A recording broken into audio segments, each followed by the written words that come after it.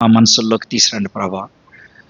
విలువైనటువంటి నీ వాక్యంలో ఉన్నటువంటి వాస్తవ సత్యాలు మా జీవితానికి అన్వయించుకోవడానికి మీరు కృప చూపించమని, సహాయం చేయమని యేసు నామములో అడుగుచున్నాం తండ్రి. ఆమేన్. పోయిన సంవత్సరం వచ్చాను, అప్పుడు కూడా క్రిస్మస్ గురించి మాట్లాడాను. క్రైస్తవులకి ఒక ఇబ్బందికరమైన విషయం ఉంది. ఏంటంటే మనకు ఒకటే దేవుడు ఉన్నాడు, ఆయన కూడా ఒకసారి వచ్చాడు, ఆయన ఒకసారి పుట్టాడు, కాబట్టి మనకు ఒకటే వర్తమానం ఉంటుంది. ఈ ప్రతి సంవత్సరం చెప్పమంటే ఏం చెప్తాం? సో అది మనకు ఉండేటువంటి ఇబ్బంది. కాకపోతే చూద్దాం, మనకి దీంట్లోంచి చాలా పాఠాలు నేర్చుకోవడానికి అవకాశం ఉంటుంది, కాబట్టి నేర్చుకోగలిగేటువంటి పాఠాలు ఉన్నాయేమో మనం చూద్దాం. యేసు ప్రభువారు భూమి మీదకి రావటం, శరీరధారిగా రావటం అనేది ఆయన నిర్ణయించుకున్నటువంటి విషయం. అది ఆయన చిత్తం, ఆయన నిర్ణయించుకున్నాడు. ఎవరు అడిగితే వచ్చింది కాదు. ఆయన పరిస్థితిని బట్టి ఆయన ముందుగా మానవుని పాపపు స్థితిలో చూసి జగత్పునాది వేయబడక ముందే ఈ లోకంలోకి రావాలని నిర్ణయించుకున్నాడు. అయితే చిన్న మాట జాగ్రత్తగా, యేసు ప్రభువారు మన రక్షకుడికి అవ్వాలి అని అంటే ఆయనలో 2 లక్షణాలు ఖచ్చితంగా ఉండాలి.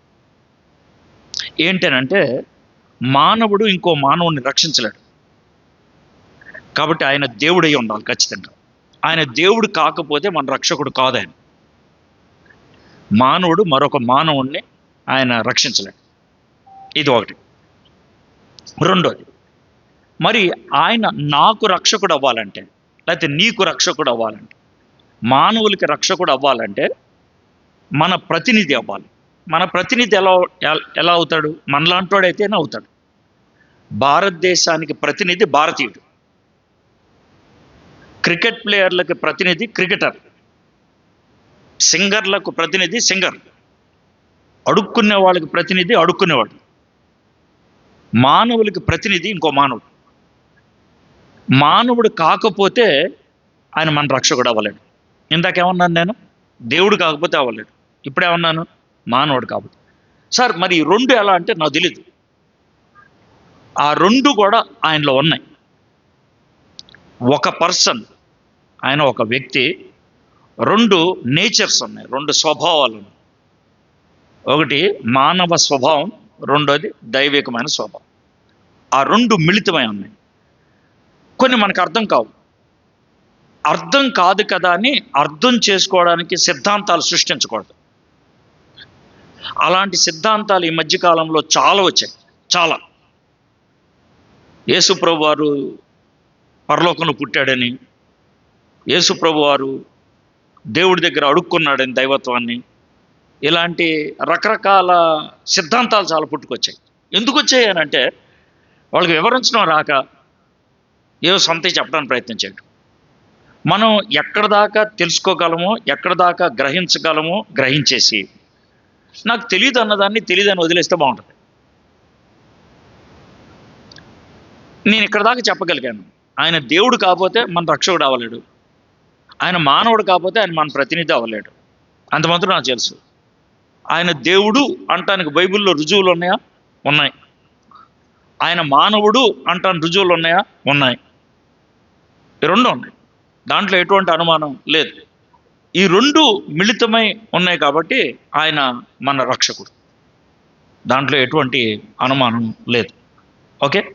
అయితే యేసు ప్రభువారు మానవుడిగా ఈ లోకంలో జనించాలంటే మానవుల యొక్క సహకారం కావాలి, లేకపోతే సాధ్యం కాదు. మానవుల యొక్క సహకారం అంటే ఏంటి? ఆయనకి ఒక గర్భం కావాలి, ఆయన ఆ గర్భం ద్వారా ఈ లోకంలోకి రావాలి. దేవుడు మానవుడిగా ఈ లోకంలోకి రావాలి అని అంటే కనుక ఖచ్చితంగా ఒకటే పద్ధతి, కన్యక ద్వారా రావాలి. ఎందుకంటే స్త్రీ పురుషుల యొక్క కలయికలో జీవం పుట్టుద్ది, మనిషి పుడతాడు. యేసు ప్రభు అంతకంటే ముందు ఉన్నాడు, కాబట్టి ఆయన మనకులాగా జీవితాన్ని మొదలు పెట్టట్లా, ఆయన మానవుడిగా మొదలు పెడుతున్నాడు. కాబట్టి ఆయన కన్యక ద్వారా రావాలి. తర్వాత ఒక కన్యక ద్వారా రావటానికి ఒక అనాథగా పుట్టకూడదు, ఆయన కుటుంబంలో రావాలి. కాబట్టి ఎంతమంది ఆయనకి సహకరించాలంటే ఒక అబ్బాయి సహకరించాలి, పెళ్లి కాని అమ్మాయి గర్భవతిగా ఉన్నప్పుడు నన్ను తన భార్యగా ఒప్పుకోవడానికి. ఒక అమ్మాయి సహకరించాలి, పెళ్లి కాకపోయినా ఆమె గర్భవతి అవడానికి సహకరించాలి. ఇది మనుషుల యొక్క సహకారం లేకపోతే సాధ్యం కాదు. సో ఈ నేపథ్యంలో మనకి మరియా, యోసేపులు చాలా ప్రాముఖ్యమైనటువంటి వ్యక్తులుగా కనబడతారు. నేను కొంచెం ఇంట్రడక్షన్ ఇచ్చాను కాబట్టి మీరు ఆ ఇంట్రడక్షన్ పట్టుకొని ఇంకొంచెం ధ్యానం చేసుకోగలిగితే బాగుంటుంది. మొత్తం అంతా నేను చెప్పలేను, ఒకళ్ళ గురించి చెప్తాను. మీరు మత్తయి సువార్త చదివితే మీకు యోసేపు గురించి తెలుస్తుంది. మత్తయి సువార్త మొదటి 2 అధ్యాయాలు కూడా మొత్తం అంతా యోసేపు గురించి. 1-2 సార్లు మాత్రమే మరియమ్మను ప్రస్తావించారంతే. ఎందుకంటే మత్తయి గారు యూదులకి తండ్రి ప్రాముఖ్యం కాబట్టి తండ్రి నేపథ్యంలో రాసుకుంటూ వచ్చాడు. లూకా అన్యుడు, జరిగిన వాస్తవం ఏంటో రాసుకుంటూ వచ్చాడు కాబట్టి ఆయన కేవలం మరియ గురించి రాసుకుంటూ వచ్చాడు. 1-2 సార్లు యోసేపుని ప్రస్తావిస్తాడంతే లూకా సువార్త మొదటి 2 అధ్యాయాలు. సో ఈ విధమైన ఖచ్చితమైన వ్యత్యాసం కనబడుతుంది. మత్తయి ఇందాక అయ్యగారు పరిచయం చేసినట్లు యేసు ప్రభుని రాజుగా పరిచయం చేయడానికి ఇష్టపడ్డాడు. అందుకనే యూదుల రాజు ఎక్కడ పుట్టాడు 2వ అధ్యాయం. సో రాజు, మత్తయి సువార్తలో రాజు. లూకా యేసు ప్రభుని లోక రక్షకుడిగా పరిచయం చేశాడు. అందుకే మొట్టమొదటి సమాచారం ఎవరికి అందిందంటే గొల్లలకి. వాళ్ళు లోకంలో అతి తక్కువ స్థాయిలో ఉన్నటువంటి వాళ్ళు. సో ఇది మనకు ఒక జస్ట్ ఐడియా అనమాట. యేసుక్రీస్తు యొక్క జన్మం గురించి 4 వృత్తాంతాలు. 1 యోసేపు గురించి, 2 మరియ గురించి. యోసేపు గురించి మత్తయి సువార్త మొదటి అధ్యాయం, 2 మరియ గురించి లూకా సువార్త మొదటి అధ్యాయం, 3 జ్ఞానుల గురించి మత్తయి సువార్త 2వ అధ్యాయం, 4 గొల్లల గురించి లూకా సువార్త 2వ అధ్యాయం. 4 వృత్తాంతాలు. ప్రతి వృత్తాంతంలో అంటే ప్రతి హిస్టారికల్ నెరేటివ్, చారిత్రకమైనటువంటి సంఘటనలోంచి పాఠాలు నేర్చుకుంటాం ప్రతి దాంట్లోంచి. సో మీరు ఈ విధంగా క్రిస్మస్ సందర్భంలో అయినా ఒక్కొక్క అధ్యాయాన్ని ధ్యానం చేస్తూ దీంట్లోంచి నేను నేర్చుకోగలిగేది ఏంటి అని తెలుసుకోగలిగితే చాలా బాగుంటుంది. ఈరోజు మరియ నుంచి మనం నేర్చుకోగలిగేటువంటి పాఠాలు ఏంటో తెలుసుకోవడానికి ప్రయత్నం చేద్దాం. ఓకే, లూకా సువార్త మొదటి అధ్యాయం 26వ వచనం నుంచి 54వ వచనం దాకా ఉన్నటువంటి భాగాన్ని చదువుకుంటూ వెళ్తూ దాంట్లోంచి మనం పాఠం నేర్చుకోవడానికి ప్రయత్నం చేస్తాం. కేవలం మరియ నుంచి పాఠాన్ని నేర్చుకుంటాం. ఓకే, మరియ ఎందుకు అంత గొప్ప స్థాయికి ఎదగడానికి దేవుడు ఎంచుకున్నాడు? ఆమెలో ఏం చూసి, లేకపోతే ఆమెకి ఏమున్నది? తర్వాత మరియ ఆమె గురించి ఆమె ఏమనుకుంటుంది? ఇందులో అంతా కూడా స్పష్టంగా ఉంటుంది. ఒక చిన్న పరిచయం ఏంటంటే మరియ గురించి 2 విపరీతమైనటువంటి ఆలోచనలు ఉన్నాయి. 2 విపరీతమైన ఆలోచనలు. ఒక విపరీతమైన ఆలోచన ఏంటంటే మరియమ్మ దేవతని. మరియమ్మ దేవత. ఇమాక్యులేట్ మేరీ అనే ఎక్కడైనా మీకు బోర్డు కనబడిందంటే దాని అర్థం ఏంటంటే మరియ చాలా పవిత్రురాలు కాబట్టి యేసు ప్రభు ఆవిడకి పుట్టాడు. Immaculate Mary. ఇది ఆవిడ చచ్చిపోకుండా పరలోకంలోకి వెళ్ళిపోయింది. ఇమాక్యులేట్, అది వాళ్ళ యొక్క భావం. ఇది ఒక ఎక్స్ట్రీమ్ వ్యూ, అది రాంగ్. 2వ ఎక్స్ట్రీమ్ వ్యూ అంటే మరియమ్మ వేస్ట్, మామూలు అమ్మాయి, అది కూడా తప్పు. మరి సరి అయినటువంటి అవగాహన ఏంటి మరియ గురించి? మరియ నుంచి మనం నేర్చుకోగలిగేటువంటి పాఠాలు ఏంటి? మరియమ్మ గురించి కేవలం ఆవిడ జీవితంలో జరిగినటువంటి విషయాలు రాయటానికి 2 అధ్యాయాలు పట్టాయి. అంత వివరణ ఎందుకు ఇచ్చారు మరియ గురించి? దాంట్లోంచి మనం నేర్చుకునేటువంటి పాఠాలు ఏంటి చూద్దాం. 6వ నెలలో, ఎప్పుడైనా బైబిల్లో ఇలా 6వ నెల, 10వ నెల, 20వ సంవత్సరం, 30వ సంవత్సరం అని కనబడింది అనుకోండి, వెళ్ళిపోద్ది ముందుకి. దేనికి 6వ నెల అనేది మనం తెలుసుకోవాలి. నేను మధ్యలో మొదలు పెట్టాను కాబట్టి గబుక్కున మీకు అర్థం కాదు. మీరు 1వ అధ్యాయం మొదటి వచనం నుంచి చదువుకుంటా ఉన్నట్లయితే 6వ నెల అంటే మీకు అంత కష్టమే ఉండేది కాదు. కాకపోతే నేను ఈ భాగం తీసుకొని చదువుతున్నాను కాబట్టి మీకు వివరించాల్సి వస్తుంది. 6వ నెల అనేది పై భాగంలో ఉంటుంది. ఏంటనంటే ఎలిజబెత్ అమ్మకి 6వ నెల వచ్చింది. ఎలిజబెత్ అమ్మ ఎవరు? జకరియా గారి భార్య. జకరియా, ఎలిజబెత్ ఎవరు? బాప్తిస్మిచ్చే యోహాను గారు వాళ్ళ అమ్మా నాన్నలు. అక్కడ దాకా అర్థమైంది కదా. ఆవిడికి 6వ నెల వచ్చింది. ఎవరికి? ఎలిజబెత్ అమ్మకి. అప్పుడు ఇది జరిగింది. ఓకే, 6వ నెలలో గబ్రియేలు అను దేవదూత గలిలీలోని నజరేతు అను ఊర్లో దావీదు వంశస్థుడైన యోసేపు అను ఒక పురుషునికి ప్రదానం చేయబడిన కన్యక యొద్దకు దేవుని చేత పంపబడిను. ఆ కన్యక పేరు మరి. బైబిల్ చరిత్ర కాబట్టి అనగనగా అనే మాట కనబడుతుంది. చాలా స్పష్టంగా ఎప్పుడు, ఎవరికి, ఎక్కడ, ఏమిటి, ఇవన్నీ కూడా మనకి ఆ చారిత్రకమైనటువంటి రచనలో కనబడిపోతాయి. ఎప్పుడు జరిగింది? ఎలిజబెత్ అమ్మకి 6వ నెలలో. ఏం జరిగింది? దేవుడి దగ్గర నుంచి ఒక దూత గారు వచ్చారు. ఎవరి దగ్గరికి? మరియమ్మ దగ్గరికి. ఎవరా మరియమ్మ? దావీదు వంశంలో ఉన్నటువంటి ఆవిడ గొప్పతనం ఏంటి? ఆవిడ కన్యక. ఈ మనకు పాయింట్లు వచ్చేసింది. ఇన్ఫర్మేషన్. ఈ ఇన్ఫర్మేషన్లో ఒకటి మన జీవితానికి అన్వయించుకోవాల్సింది ఏంటనంటే కన్యక. దీని నుంచి మనం నేర్చుకోవాలి పాఠం. ఏం నేర్చుకుంటాం సార్ పాఠం అని అంటే, దేవుడు ఏర్పరచుకున్నటువంటి ఈ అమ్మాయి కన్యక. కన్యక అంటే అప్పటి భాషలో అర్థం ఏంటనంటే పురుషుడితో వ్యవహరించకుండా ఉన్న ఆవిడ కన్యక. మనలో చాలామంది అలాంటి వాళ్ళే. అది ఓ పెద్ద ప్రత్యేకమైనదిగా ఉండదు. కానీ మరియమ్మ కాలానికి మన కాలానికి వచ్చేటప్పటికి పరిస్థితులు మారిపోయినాయి. వాక్య వివరణ మారిపోయింది. దేవుడు మనల్ని చూసే విధానం మారిపోయింది. ఎలా అంటే, మరియమ్మ కాలానికి ఇంకో పురుషుడి దగ్గరికి వెళ్లకుండా ఉంటే కన్యకైతే, మన కాలానికి ఇంకో పురుషుడి దగ్గరకో ఇంకో స్త్రీ దగ్గరికి వెళ్ళక్కర్లేదు. ఇంట్లో కూర్చొని ఊహించుకుంటూ ఉన్నాం అనుకో, పోయినట్టే. నీకు ఎవడు చెప్పాడు రా? మత్తయి సువార్త 5వ అధ్యాయం. సో ఇప్పుడు నేను సింపుల్గా అడగదలుచుకున్న ప్రశ్న ఏంటంటే, గబ్రియేలు దూతని మరియమ్మ దగ్గర పంపించేటప్పుడు ఒక కితాబ్ ఇచ్చి పంపించాడు దేవుడు మరియమ్మ గురించి. ఏమో తెలుసా? ఆవిడ కన్యక అని. ఇప్పుడు దేవుడు మన గురించి ఏమంటాడు? సార్ నేను చెడ్డోడిని సార్, చెడ్డదాన్ని సార్, ఇక నీ దేవుడికి ఉపయోగపడినా అంటే ఉపయోగపడతాం. ఎలా ఉపయోగపడతావు అంటే, ఒకవేళ నీ జీవితం చెడ్డదాన్ని నువ్వు గ్రహించి ఆ చెడ్డతనం ఏంటో నీకు తెలిస్తే పరిశుద్ధాత్ముడి సహాయంతో ప్రభు దగ్గర ఒప్పుకుంటే ఆయన నిన్ను క్లీన్ చేస్తాడు. నీ మనసుని క్లీన్ చేస్తాడు, నీ హృదయాన్ని క్లీన్ చేస్తాడు. సమరయ స్త్రీ 5గురితో సహజీవనం చేసింది. ఆవిడ వేశ్య కాదు. అబ్బాయిల తర్వాత అబ్బాయిని ట్రై చేస్తూ ఉంది. అందుకనే యేసుప్రభు అన్నారంటే, నీకు 5గురు భర్తలు ఉన్నారు. వేశ్య దగ్గరకు వచ్చేది భర్త కాదు, కస్టమర్. సహజీవనం చేసేవాడి దగ్గరకు వచ్చేది భర్త. 5గురితో రిలేషన్షిప్లో ఉంది. 5గురితో. ఆ 5గురు సెట్ కాబట్టి 6వాడితో ఉంది. ఆవిడ చాలా చెడ్డదే. కానీ యేసు ప్రభు వారు ఈ మాటలన్నీ చెప్పినప్పుడు ఆవిడ ఒప్పేసుకుంది. వాదించాల, ఆర్గ్యూ చేయాల. నువ్వు ప్రవక్తే, అందుకే ఇవన్నీ నీకు తెలిసినాను. తర్వాత యేసు ప్రభు వారు నేను మెస్సయ్య అని అంటే ఆవిడ ఒప్పుకుంది. అందుకని ఊరు వాళ్ళందరినీ పిలుచుకొని వచ్చి తన జీవితం అంతా చెప్పింది.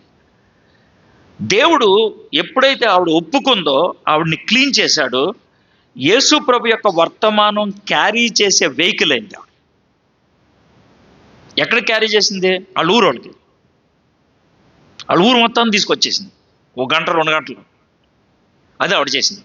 సో ఇప్పుడు సింపుల్గా, మీరు కన్యక కాదు, నేను పవిత్రమైనటువంటి పురుషుణ్ణి కాదు అని మీకు అర్థమైపోతే, ప్రభా నేను కాదు, నన్ను క్షమించు, నన్ను శుద్ధినిగా చేయి. ఇది మన పాయింట్. ఓకే, నెక్స్ట్కి వెళ్దాం. ఆ దూత లోపలికి వచ్చి, దూత ఏం చేశాడు? లోపలికి వచ్చి దూత ఏం చేశాడు? మీరు సర్వసాధారణంగా ఏమంటారు? దూత ఏం చేసింది అంటారు. అనకూడదే? అనకూడదు. అంటే కోపం వస్తుంది.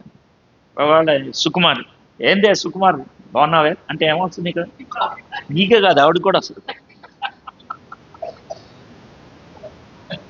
ఆయన మగోడు కదా, అలాగే పిల్లలు దేవదూతలు మగోడు. అర్థమైందా? శాటను కూడా మగోడు మాటే వాడాలి. ఎందుకంటే ఆడు ముందు దేవదూతే కాడు, ఆ తర్వాత ఆడు సాతానుడు అయ్యాడు కదా. సాతానుడు వచ్చింది అనకూడదు, వచ్చాడు అన్నాడు. మనం వచ్చింది అనే మాట ఎందుకు ఉపయోగిస్తామంటే, భారతదేశంలో ఉన్నాం కదా, భారతదేశంలో దెయ్యాలకి స్త్రీలింగం వాడతారు, దెయ్యం వచ్చిందని కదా. అదే తీసుకెళ్ళి వాళ్ళకు కూడా తగిలిస్తాం, సాతానికే తగిలిస్తాం, తర్వాత దేవదూతలకి తగిలిస్తాం, ఇద్దరికి తగిలించుకోవడం. ఇంకా కొంచెం ముందుకెళ్ళిపోయి పరిశుద్ధాత్మడు కూడా తగిలిస్తాం.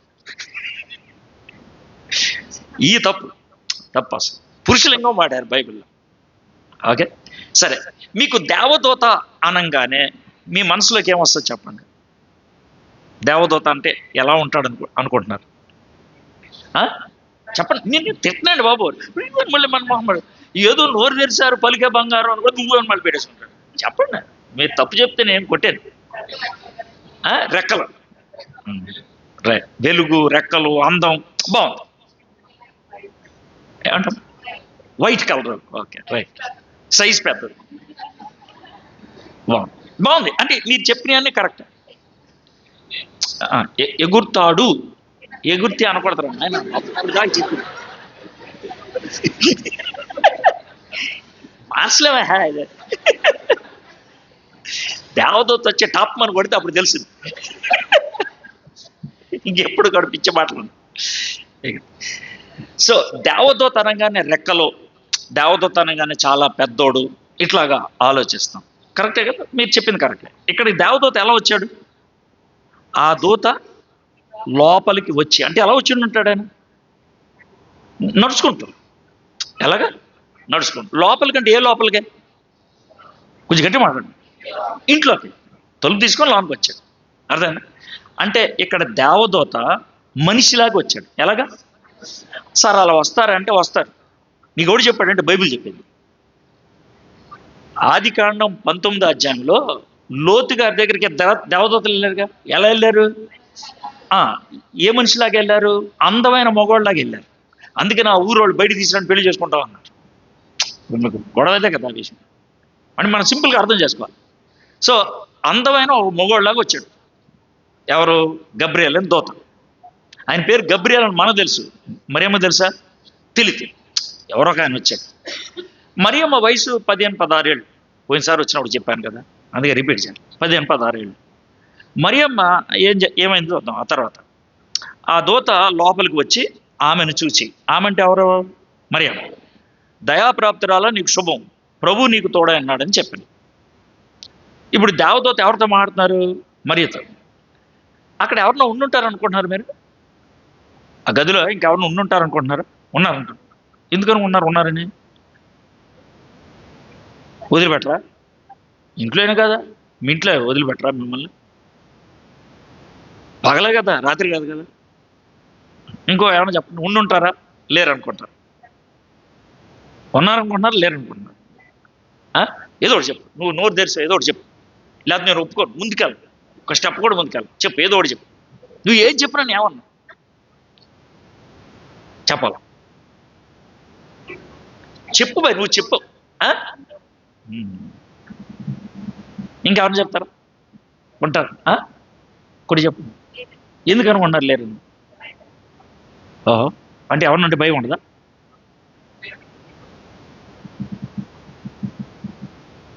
సరే, నేను కొంచెం ముందుకెళ్ళి ఉన్నారు లేదో చూద్దాం.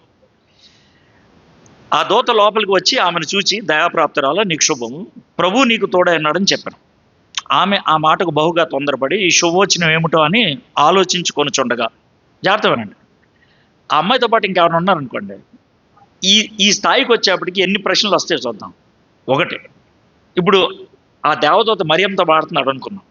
పక్కన వాళ్ళు ఎవరు నువ్వు అని అడగలేదా? డైలాగ్ ఏమైనా ఉంది అక్కడ? ఈవిడి టెన్షన్ వచ్చింది అనుకో మరియమ్మకి, ఆ పక్కన ఆవిడతా ఏమైనా ఉంటుందే అని ఉన్నట్టుగా, అది ఏమైనా ఉంది అక్కడ? లేదు. వీటన్నిటిని బట్టి అర్థం చేసుకుంటే మనకేమర్థం అవుతుంది? మరియమ్మ ఒక్కతే ఉంది. ఒక విధంగా చెప్పాలంటే ఒక్కతే ఉన్న టైంలో దూత చూసుకొని వచ్చి మాట్లాడేసి వెళ్ళిపోతున్నాడు. అప్పుడప్పుడు ఒక్కళ్ళే బైబిల్ ధ్యానం చేయడం మంచిది. ఏ సార్ అంటే దేవదూత రాకపోవచ్చు, దేవుడు రాకపోవచ్చు, కానీ దేవుడు నీకు ఇవ్వాలనుకున్నట్టు నీ ఒక్కడికే ఇవ్వాల్సిన అనుకున్న తలంపులు అప్పుడు వస్తాయి. గ్రూప్ స్టడీ మంచిది, చర్చికి వెళ్ళటం మంచిది, వ్యక్తిగతంగా ధ్యానం చేసుకోవటం కూడా అవసరం. గ్రూప్లో చెప్పలేనివి చర్చి ద్వారా మనకి రాలేని విషయాలు వ్యక్తిగతంగా దేవుడు చెప్తాడు.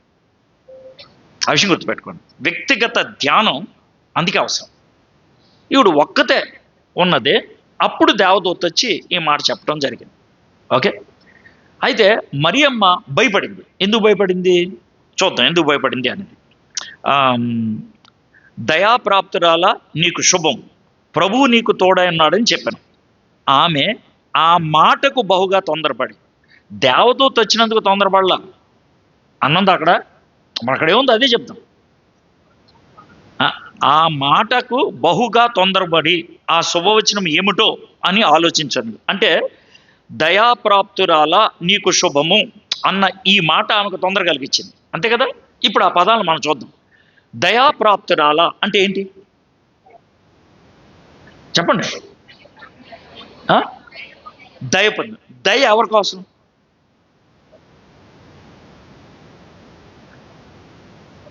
ఆల్రెడీ ఒకళ్ళు అన్నారు, నేను సెటైర్ వేయాలంటే వేయచ్చు, దయ పొందాల్సిన మనుషులని. కుక్కలకు అవసరం లేదు దయ, మరి ఏంటి? సో అందుకని అదొద్దు. నేను జంతువులకు అవసరమా కుక్కలకు అవసరమా అని అనలా. మనుషుల్లో దయ ఎవరికి అవసరం అమ్మా? ఓ, ప్రసంగం విని కాపీ కొట్టి చెప్తున్నాం, బాగుంటుంది. మామూలుగా ఆలోచించి చెప్పే జవాబులు వేరుగా ఉంటాయి, నాకు తెలుసు. దయ ఎవరికి అవసరం? ఏమి లేని వాళ్ళకి, పేదలకి, గొప్పలకి దయ అవసరం లేదు, అందరికీ. ఎందుకు? అది కదండి, జాబ్ చెప్పుకొని సిగ్గుపడతారేంటి అండి మీ ఆయన పేరు చెప్పినట్లు. సరే, దయ మీకు చెప్తా ఎవరికి అవసరం. మీ ఇంట్లో దొంగతనం చేయడానికి వచ్చాను, నేను దొంగతనం చేస్తున్నాను. అప్పుడు చూశాను నేను దొంగోడు. సహజంగా దొంగోడు కనబడితే మనుషులు ఏం చేస్తారు? బాగా చెప్పారు, ఎలా కొడతారు? ఎర్రగా బాదుతారు, అర్థమైందా? అలాగ బాదుతూ ఉంటే నేను దొంగోడుగా అనగలిగే మాట ఏంటి? సార్ నా మీద దయ చూపించాను సార్, నేను మళ్ళీ దొంగతనం చేయండి సార్, అర్థమైందా? ఇప్పుడు నాకు దయ అనేది ఎందుకు అవసరం అంటే, దొంగోడుగా నేను దొంగతనం చేస్తున్నప్పుడు మీరు కొట్టారే, దాన్ని ఏమంటారు? న్యాయం, శిక్ష. ఇప్పుడు నేను దయ చూపించమంటే మీరు కొట్టడం ఆపేశారే, అది దయ.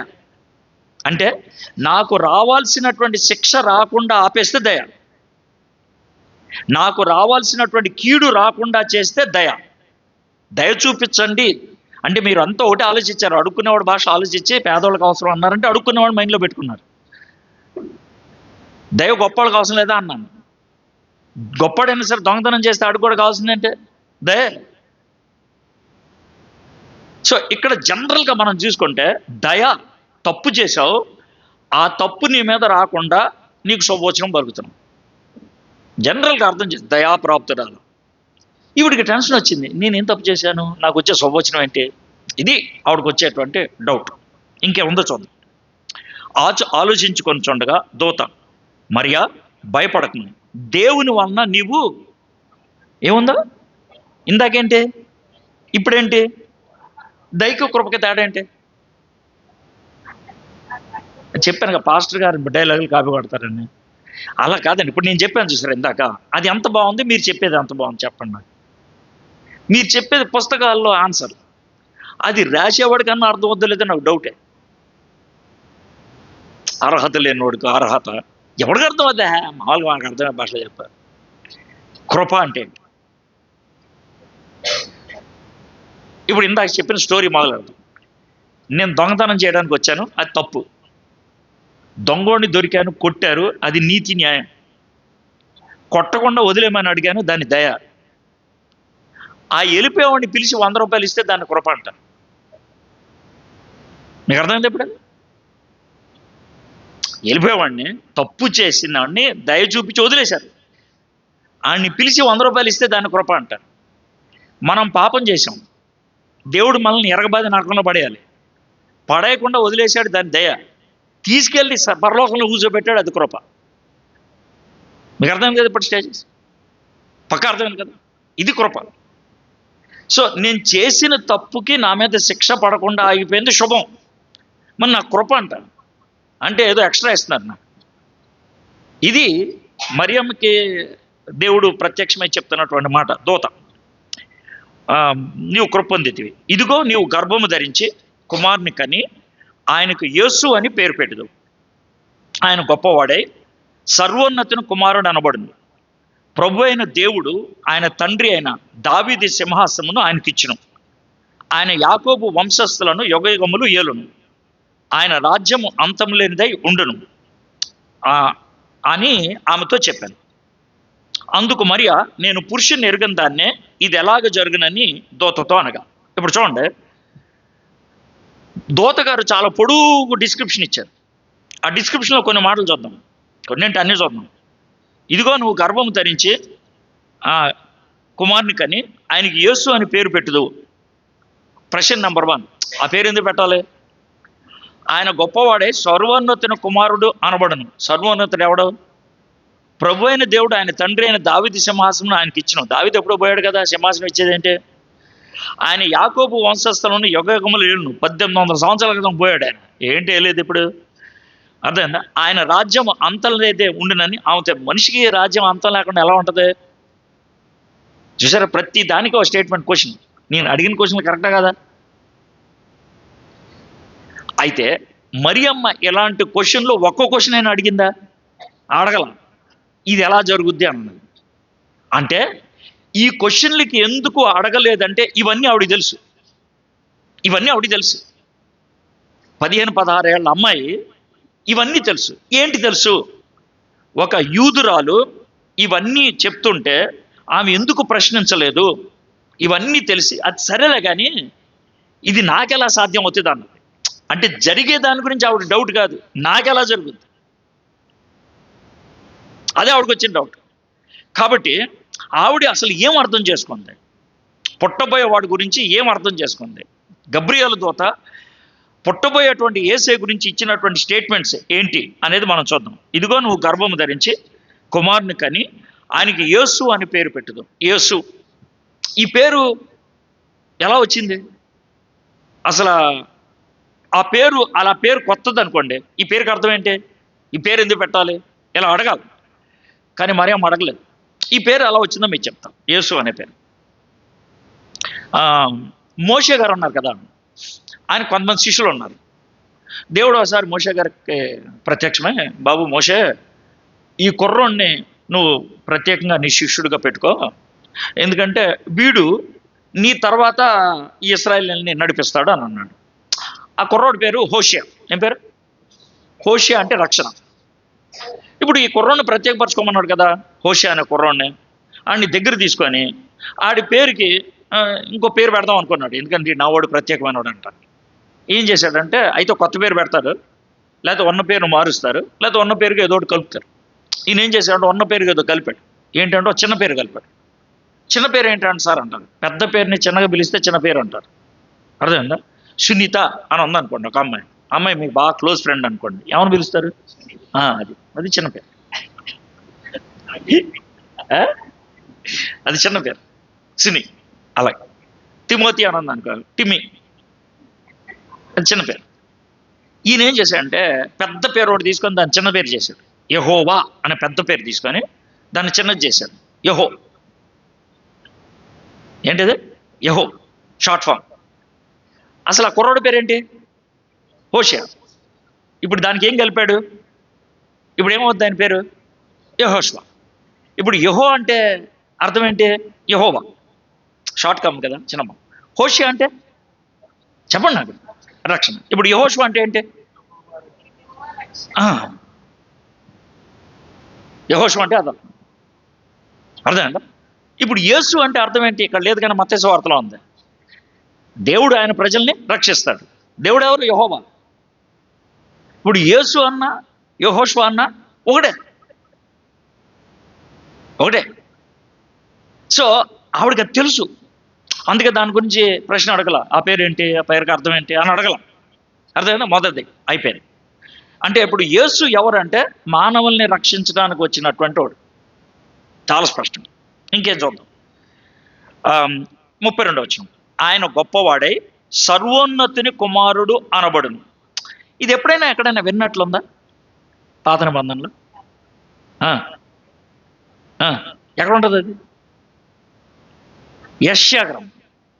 యెషయా ప్రవచనంలో ఉన్నటువంటి పదాలను తీసుకొచ్చి ఇక్కడ పాడేశారు. సర్వోన్నతుడు అంటే ఎవరు అంటే మామూలుగా మనకు అర్థమయ్యే భాషలో చెప్పండి. సర్వోన్నతుడు అంటే ఏంటి?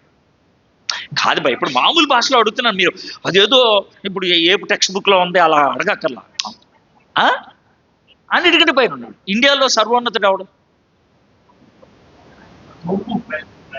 ప్రెసిడెంట్. ఆ డబ్బున్నవాడు కదా. నెంబర్ 1 సిటిజన్ ఎవరు? ప్రెసిడెంట్.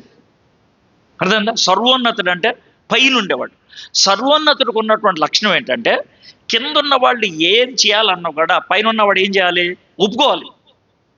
ఇండియాలో పార్లమెంట్లో ఏది పాస్ అయినా చివరికి ఎవరు సంతకం పెట్టాలి? ప్రెసిడెంట్ సంతకం పెట్టాలి. సర్వోన్నతుడు. అర్థమైందా? పుట్టేవాడు ఎవరంట?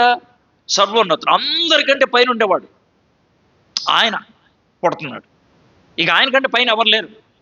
అర్థమైందా? అప్పుడు సర్వోన్నతుడు అందరూ. అర్థమైందా? ప్రెసిడెంట్ పైన ఎవడు ఉంటాడేక. అర్థమైందా? ప్రెసిడెంటే పైన. ఓకే, అది సర్వోన్నతుడు. సర్వోన్నతుడి కుమారుడు అనబడును. ఓకే, సర్వోన్నతుని కుమారుడు అనన్న సర్వోన్నతుడు అన్న ఒకటే భావం. ప్రభు అయిన దేవుడు ఆయన తండ్రి అయిన దావీదు సింహాసనమును ఆయనకిచ్చును. దావీదు సింహాసనం ఆయనకి ఇవ్వటం ఇది ఎలాగ అర్థం చేసుకోవాలి? దావీదు సింహాసనం అంటే ఏం అర్థం అవుతాయి? సమూయేలు 2వ గ్రంథం ఒకసారి తీయండి. సమూయేలు 2వ గ్రంథం 7వ అధ్యాయం. సమూయేలు 2వ గ్రంథం 7వ అధ్యాయం.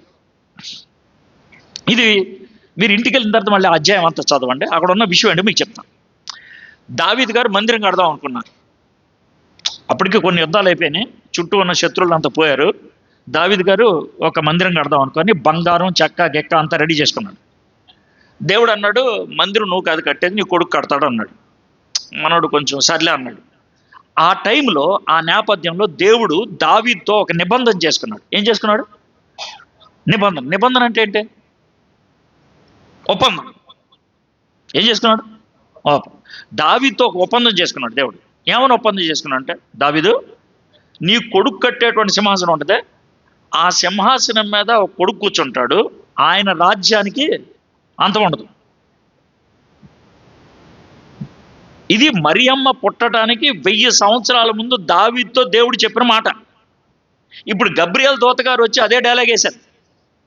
ఇప్పుడు మరియమ్మకి దావీదు తెలియపోతే, దావీదు సింహాసనం మీద ఒక రాజు కూర్చుంటాడు, ఆయన రాజ్యానికి అంత ఉండదు అనే విషయం తెలియపోతే ప్రశ్నలు అడుగుండేది, కానీ అడగలం. దీంతో మనకి మరియమ్మ గురించి అర్థమయ్యేది ఏంటంటే, మరియమ్మకి యెహోషువ గురించి తెలుసు, మరియమ్మకి యెషయా గ్రంథంలో ఉన్న ప్రవచనాలు తెలుసు, మరియమ్మకి దావీదుతో దేవుడు చేసుకున్నటువంటి నిబంధన తెలుసు, 15-16 ఏళ్ళ అమ్మాయికి వాక్యం బాగా తెలుసు. మరి మనం అడ్డగాడిదలా పెరిగాం. మనకి ఎంత తెలుసు? మనకి ఇంకా చూద్దాం. ఇంకేంటి? ఆయన యాకోబు వంశస్థులను యుగయుగములు ఏలును. యాకోబు మరియమ్మకి 1800 సంవత్సరాల ముందు ఉన్నాడు. అబ్రహాము, ఇస్సాకు, యాకోబు. దేవుడు యాకోబుతో నిబంధన చేసుకున్నాడు.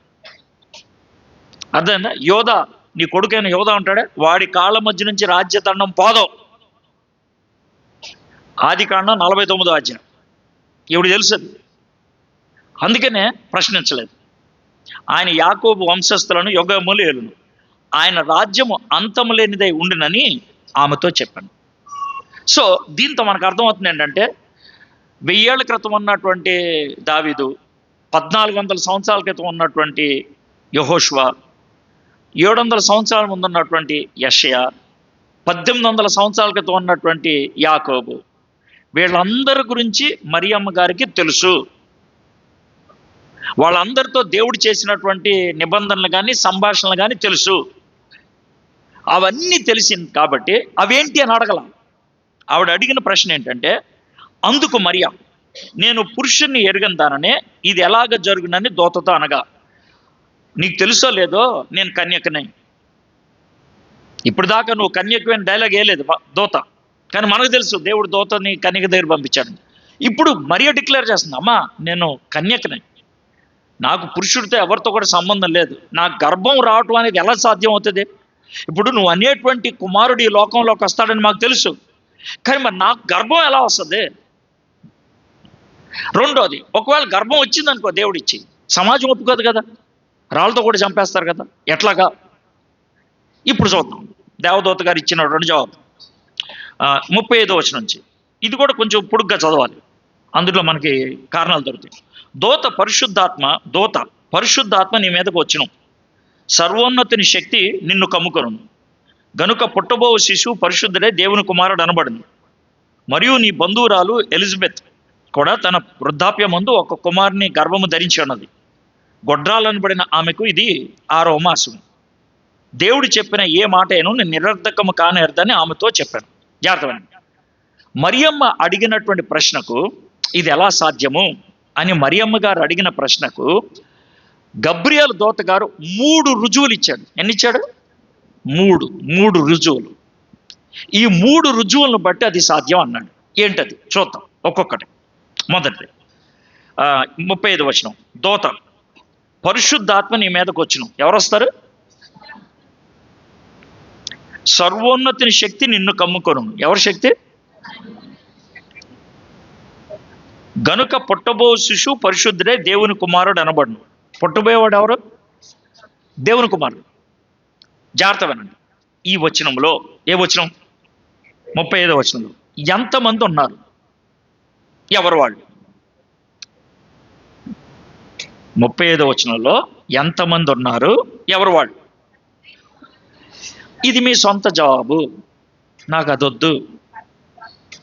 నువ్వు బైబిల్ చూసి ఆ 35వ వచనంలో ఎవరున్నారో వాళ్ళ పేర్లు చెప్పాలి నాకు. దూత చెప్పాడు. ఇంకా దూత చెప్పిన వాళ్ళు ఎంతమంది ఉన్నారు? పరిశుద్ధాత్ముడు, ఇంకా సర్వోన్నతుడు, ఇంకా దేవుని కుమారుడు. మీరు అలా చెప్పాలి. తండ్రి కుమార పరిశుద్ధాత్మ అంటే ఎక్కడో జవాబు తీసుకొచ్చి ఇక్కడ అతికిచ్చావు. అలా అనొద్దు.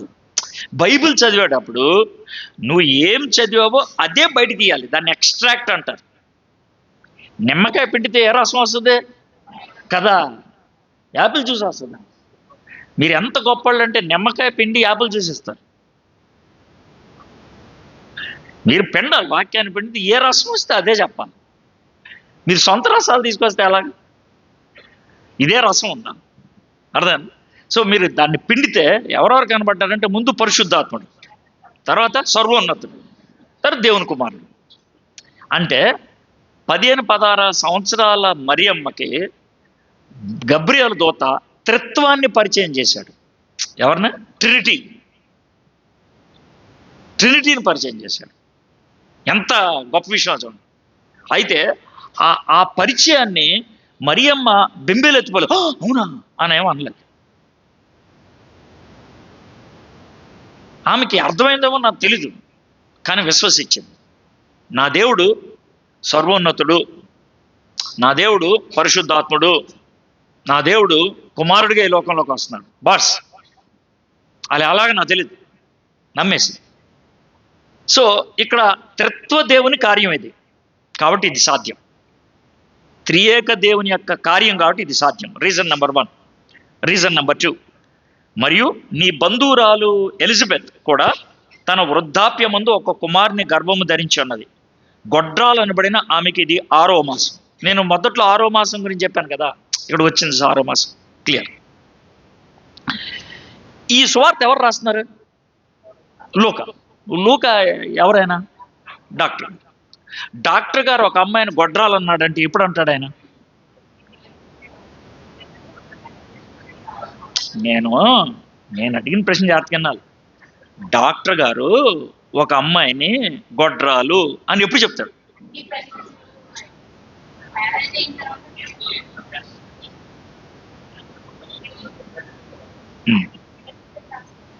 అది ఎప్పుడు?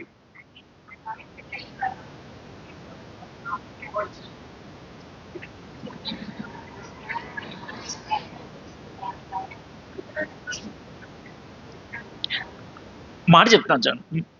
అంటే మీరు అస్సలు ఆలోచించేటువంటి ఆ వ్యవస్థ ఏదైతే ఉందో దాన్ని తొంగలో తొక్కేశారంటానికి ఇదే నిదర్శనం. ఆలోచించడం మానేశారు. చెప్పండి అయ్య గారు. మీరు చాలా దగ్గరకు వస్తున్నారు, ఆడవాళ్ళైనా కొంతమంది చెప్తారేమో ఆన్సర్ అనుకున్నా. అది దాన్ని మెనోపాజ్ అంటారు. ఆడపిల్లలకి 11, 12 ఆ వయసులో పుష్పవతి అవుతుంది. మంత్లీ ఋతువు, అది సైకిల్. ఆ సైకిల్ బహుశా 55, 56 ఆ ప్రాంతాల్లో ఆగిపోతుంది. ఆ తర్వాత గర్భము రావటం ఇక అసాధ్యం. ఎందుకంటే ఎగ్ ప్రొడ్యూస్ అవుతుంది. ఒక డాక్టర్గా ఈమెకి ఇంకా గర్భం రావడానికి కుదరదు అనే డైలాగ్ ఎప్పుడు వేస్తాడంటే అది దాటిపోతుంది. ఏది? మెనోపాజ్. అది దాటిపోతుంది. ఇక్కడ డాక్టర్ గారు రాసి ఆమె గొడ్రాలు అని డిక్లేర్ చేశారు. అంటే బహుశా మనం ఇప్పుడు ఎలిజబెత్ గురించి ఏమైనా ఆలోచించాలి. 55, 60 ఏళ్ళు వయసు కలిగిన ఆవిడ, రఫ్గా ఆమె గొడ్రాలు డిక్లేర్ అయిపోయింది. ఇప్పుడు ఆవిడకి ఏమైంది? గర్భం వస్తుంది అని రాశారా? 6వ మాసం. 6వ మాసం గర్భం అయితే కనుక మనకి ఏమైనా ఎవిడెన్స్ ఉంటుందా? ఏంటిది? పొట్ట వస్తుంది బయట. టెస్ట్ ఏం చేయక్కర్లేదు. నేనంతే, అంటే జనరల్గా ఆలోచించడం అంటే నువ్వు కావాలంటే వెళ్ళి చూడు, టెస్ట్ ఏం చేయక్కర్లా, పొట్ట బయటకు వచ్చి ఉంటాం. అర్థమైంది? ఇది రెండో ఎవిడెన్స్. అర్థమైందిగా? మొదటేమో త్రిత్వదేవుడు పనిచేస్తున్నాడు కాబట్టి అవుతుంది. రెండోది అంటే కావాలంటే చూడు, ముసలిదానికి గొడ్రాలైన వాడికి గర్భం ఇచ్చాడు. కన్యక అయినటువంటి నీకు గర్భం ఇవ్వడం పెద్ద విషయం కాదు. అర్థమైంది కదా? మూడోది 37వ వచనం. దేవుడు చెప్పిన ఏ మాట అయినను నిరర్ధకము కానేరదని ఆమెతో చెప్పి. దేవుడు మాట చెప్పాడు అనుకో, అది ఆగిపోవడానికి వీల్లేదు. ఈ డైలాగు ఎలాంటి డైలాగ్ చెప్పంటావా? శారా దగ్గరికి వెళ్ళి దేవుడు ఏమన్నాడంటే వచ్చే సంవత్సరం బాబు ఇస్తాను అన్నాడు. ఇస్తానంటే ఆవిడ ఏమనుకుంది, మనం ఆల్రెడీ మెనోపాజ్ దాటేశాం. అక్కడ క్లియర్గా చెప్పొద్ది, నాకు మెనోపాజ్ దాటేశాం, 60 ఏళ్ళు దాటిపోయింది, అర్థమైందా, నాకు పిల్లలు పుడతానికి అసాధ్యం లేదు, ఇప్పుడు ఎలా సాధ్యం? అప్పుడు దేవుడు వేసినటువంటి డైలాగ్ ఏంటంటే దేవునికి అసాధ్యమైంది ఏదైనా ఉందా? ఇక్కడ సేమ్ ఏంటి, దేవుడు ఏదైనా అనుకుంటే జరగకుండా ఆగిపోద్దా? 3 రుజువులు ఇచ్చాడు. ఇప్పుడు 3 రుజువులు ఇచ్చిన తర్వాత అందుకు మరియా, మొదటి మాట ఏంటి? అందుకు అంటే ఏంటి? ఆ రుజువులన్నీ ఎవరిలో పనిచేశాయి? ఆ వాక్యం అంతా ఎవరిలో పనిచేసింది? మీకు అర్థమైందా? దేవుడు ఇచ్చినటువంటి ఆ మాట మరియలో పనిచేస్తే, వాక్యం పనిచేస్తే, మరియలో వచ్చినటువంటి రిజల్ట్, స్పందన, మరియలో వచ్చిన మార్పు. అందుకు మరియా ఇదిగో, ఏంటిదే అంటే దేవుడికి ఏం చేసింది ఆవిడే? తన్ను తాను ఇచ్చేసుకుంది. ఇదిగో ప్రభు దాసురాలు. చూసారా? అర్థమవుతుందా? ఇదిగో ప్రభు దాసురాలను, నీ మాట చొప్పున నాకు జరుగును గాక అని.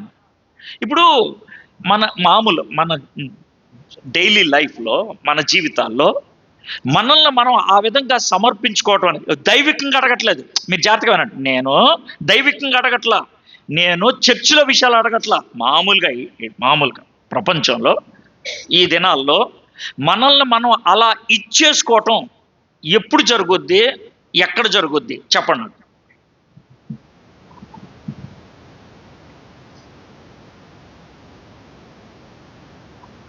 నేను మళ్ళీ చెప్తున్నాను, దేవుడు అన్నారు వచ్చి కొడతాను మిమ్మల్ని.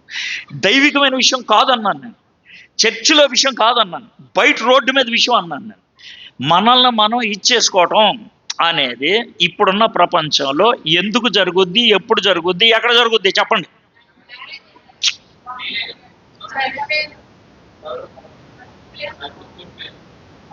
ఆన్సర్ లేని బై నీకు ప్రజలు అంటే వాళ్ళు నీకు అర్థమైపోతాయి. లవ్ ఫెయిల్ అయినప్పుడు అంట, చచ్చిపోయినప్పుడు అంట.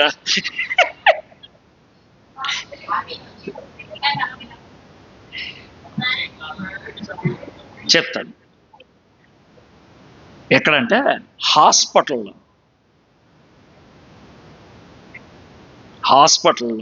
మనల్ని మనం ఇచ్చేసుకోం.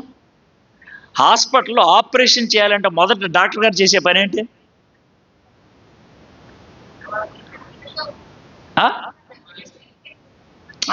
నాకు తెలుసు మీరు నా ప్రసంగానికి హెల్ప్ చేద్దాం అనుకుంటున్నారు. వద్దు, హెల్ప్ చేయొద్దు. నాకు ఉన్న విషయం, ఫస్ట్ డాక్టర్ గారు చేసే పని ఏంటంటే ఇంజెక్షన్ ఇస్తాడు. ఎందుకు? నీకు నిద్ర వచ్చేట్లు. ఆ తర్వాత ఆయన ఏం చేస్తాడు నీకు కూడా తెలియదు. అయితే నువ్వు డాక్టర్ గారికి నీ శరీరాన్ని ఇచ్చేసినప్పుడు నువ్వు ఏం చేసినా పర్లేదు, నీ మీద నాకు నమ్మకం. అంతే కదా, అంతే కదండి. డాక్టర్ గారికి మనల్ని మనం సమర్పించేసుకుంటాం. అయితే డాక్టర్ గారికి మనల్ని మనం సమర్పించుకోకముందు మనం చేయాల్సిన పని అంటే, ఆ డాక్టర్ మంచోడా కాదా, ఆడికి డిగ్రీలు ఉన్నాయా కరెక్టా కాదా, ఇదివరకు వెళ్ళిన వాళ్ళు బతికారా చచ్చారా, అవును కదా, ఆడి పాస్ట్ హిస్టరీ అంటే, కేసులు మంచిగానే చూస్తాడా లేదా, అప్పుడే కదా ఇచ్చుకునేది. ఇవన్నీ రీజన్స్ నిన్ను అప్పగించుకోవడానికి డాక్టర్ గారికి, అంతే కదా. ఇక్కడ మరియ గారికి 3 రీజన్స్ ఇస్తే ఆవిడ జీవితాన్ని అంటే మొత్తం అంతా కూడా సమర్పించేసింది. ఇప్పుడు నా ప్రశ్న ఏంటంటే, ఇప్పుడు అడుగుతున్నాను ఆత్మీయంగా, మీరు దేవుడికి మీరు జవాబు చెప్పొద్దే, అస్సలు చెప్పొద్దు, మీరు చెప్పొద్దు. చెప్పితే అబద్ధం ఆడతారు నాకు తెలుసు, చెప్పొద్దు. అట్లీస్ట్ ఒక అబద్ధం సేవ్ చేయండి, చెప్ప. ఇన్ని ప్రసంగాలు చేశాడా సారు, మీరు కూడా చాలాసార్లు వాక్యం అన్నారు. మీరు దేవుడికి సమర్పించుకున్నారా? మీరు చేయొత్తారు లేదా అడగలా, మీరు రక్షింపబడ్డారు లేదా నేను అడగలా, మీ సమర్పణ ఏ స్థాయి? ఎందుకు సమర్పించుకోలేకపోయారు? ఎందుకు మీరు దేవునికి ప్రభా నీ దాసుడిని నీ దాసురాల్ని అని అందుకే అనలేకపోతున్నారు? మరియ 15-16 ఏళ్ళు 3 రీజన్స్ ఇచ్చాడు దేవదూత, తక్కువ మనం మొత్తం సమర్పించేసింది. మరి నీ పరిస్థితి ఏంటి? నెక్స్ట్ చూద్దాం. నీ మాట చొప్పున నాకు జరుగును గాక నేను, అంతేకాదు నేను గర్భవతిని అవుతాను, జరుగుద్ది. ఫెయిత్, కమిట్మెంట్ టు ఫెయిత్ ఏ లెవెల్లో ఉందో చూడండి. ఆవిడ సబ్మిషన్ ఏ లెవెల్లో ఉందో చూడండి. అంటే మామూలుగా ఈ ఇహలోక పరంగా మరియమ్మ దేనికి కమిట్ అయింది అని అంటే కనుక చావు కమిట్ అయింది. ఇప్పుడు ఆవిడకి గర్భవతి అయితే ఇమీడియట్గా ప్రజలంతా ఏం చేస్తారు? రాళ్ళతో కూడా చంపుతారు, పర్లేదు చచ్చిపోయినా పర్లేదు అని అనుకోట్లా. నన్ను రాళ్ళతో కొట్టి ఎవరు చంపరో, దేవుడు అనుకున్నది జరుగుద్ది, ప్రజలు నన్ను ఏమన్నా పర్లేదు, నేను నిలబడతాను. 15-16 ఏళ్ళ అమ్మాయి అండి, ఆ లెవెల్ ఆఫ్ కమిట్మెంట్ చూపించింది. నేను అనుకుంటాను ఇక్కడ ఉన్నటువంటి మీలో కొంతమంది 15-16 ఏళ్ళ నుంచి వాక్యం అంటున్నారు. మీ వయసు అది కాదు, మీరు అంతకాలం నుంచి వాక్యం అంటున్నారు. ఆమె 15 ఏళ్లకి ఆ లెవెల్ ఆఫ్ కమిట్మెంట్ చూపిస్తే, మనం 15-16 సంవత్సరాలు వాక్యం విని మన లెవెల్ ఆఫ్ కమిట్మెంట్ అంతా, are we committed to that level? ఆ స్థాయికి మనల్ని మనం కమిట్ చేసుకోగలిగామా? మరియా ఆ స్థాయికి కమిట్ అయ్యింది కాబట్టి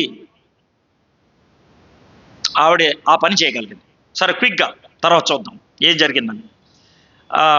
ఆ దినములు యందు 39వ వచనం, మరియ లేచి యోధా ప్రదేశములోని కొండ సీమలో ఉన్న ఒక ఊరికి త్వరగా వెళ్ళి జకర్యా ఇంట్లో ప్రవేశించి ఎలిజబెత్కు వందనము చేశాను. మరియమ్మ ఎవరి దగ్గరికి వెళ్ళింది? ఎలిజబెత్ దగ్గరికి. ఎలిజబెత్ ఎక్కడో కొండలో ఉంటుంది, చాలా దూరం ప్రయాణం చేసి అక్కడికి వెళ్ళింది. ఒకవేళ మనం 54వ వచనం చూస్తే, 55వ వచనం చూస్తే, ఎలిజబెత్ అమ్మ దగ్గర ఎంతకాలం ఉంది? 3 నెలలు ఉంది, అవును కదా. ఇప్పుడు గబ్రియల్ దూత వచ్చి అడిగాడు, మరియమ్మని అడిగాడు. అడిగితే చివరికి కమిట్ అయిపోయింది. కమిట్ అయిపోయిన తర్వాత మరియమ్మ ఏమవుద్ది? గట్టి చెప్పండి. ప్రెగ్నెంట్ అయిపోయింది, అర్థమైందా? ప్రెగ్నెంట్ అవ్వగానే మరియమ్మ ఏం చేసింది? ఎలిజబెత్ దగ్గరికి వెళ్ళి ఎంతకాలం ఉంది? ఆ 3 నెలలు ఎలిజబెత్ అమ్మ దగ్గరికి వెళ్ళి ఉండటం బట్టి మంచి అయిందా చెడైందా? ఏం మంచి అయింది? గొనగొద్దు, గట్టిగా చెప్పండి. ఏదైనా సరే గట్టిగా చెప్పండి, గట్టిగా చెప్పండి. నేనేం తిట్టను, గట్టిగా చెప్పండి. మంచి ఏమైంది చెప్పండి, గట్టిగా చెప్పా. గొనగొద్దా నాయన? అమ్మా కాన్ఫిడెన్స్, ఓకే, డబుల్ కన్ఫర్మేషన్. చెప్పండి, మంచి అయింది అన్నారు. మీరు ఇచ్చే జవాబు మంచి అయిన దానికి ఏమన్నా సూట్ అవుద్దామే నా చెప్పండి.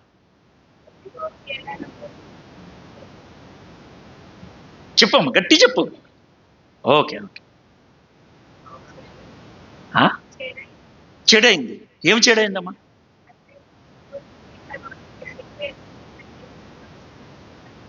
ఆ తర్వాత మనకు లేదు. నువ్వు పుస్తకం రాస్తే రాదు అలా.